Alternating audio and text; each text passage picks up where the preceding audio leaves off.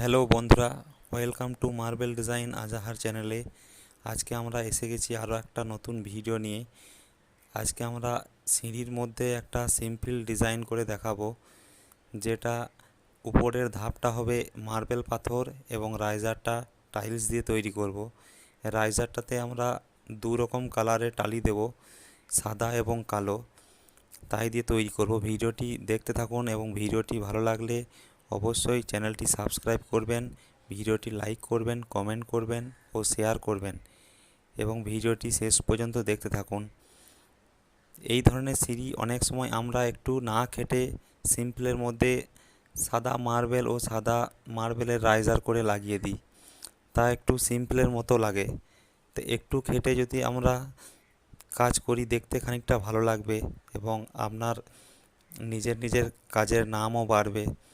তো একটু চেষ্টা করলে এই ধরনের সিঁড়ি খুব সহজেই হয়ে যাবে, খুব একটা বেশি টাইম লাগবে না এই ধরনের সিঁড়ি তৈরি করতে।